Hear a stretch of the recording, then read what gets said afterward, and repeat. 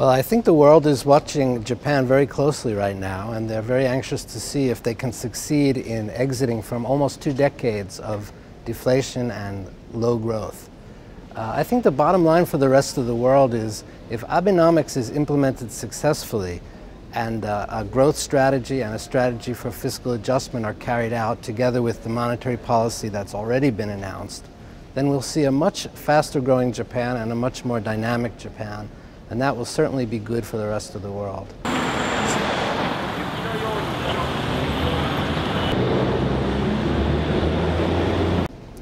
Well, of course, nobody likes to pay more taxes than they have to, but the truth is that Japan has a major fiscal problem. Public debt has been rising as a share of GDP and by some measures is now higher than any other advanced economy. Because so much fiscal adjustment will be needed over the next decade, we think that Japan will need to implement a series of measures both on the revenue and the spending side. And we think that the consumption tax has a central role to play there. The consumption tax is quite efficient at raising revenues and is much more pro-growth than other tax measures. And it's important to remember that even after these increases, Japan's consumption tax rate will be quite low by advanced country standards.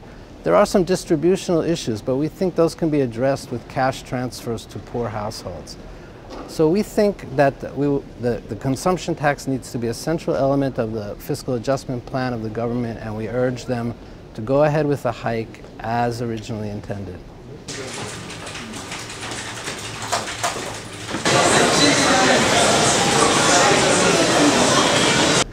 That's a very good question. You know, youth unemployment in Japan is more than twice the national average.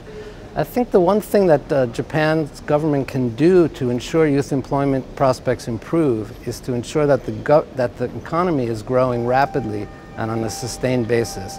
Of course, this is just what Abenomics is aimed at.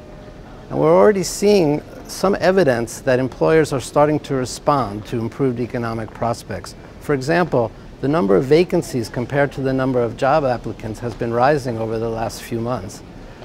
We'd like to see further progress in this area. Another important issue for youths is the fact that many of them are in non-regular jobs that have weaker protection, lower wages, and much poorer prospects for career advancement. We think there's a lot of things the government can do to reduce the duality of the labor market, including improving job matching and job training. And we hope that these can become part of the government's growth strategy.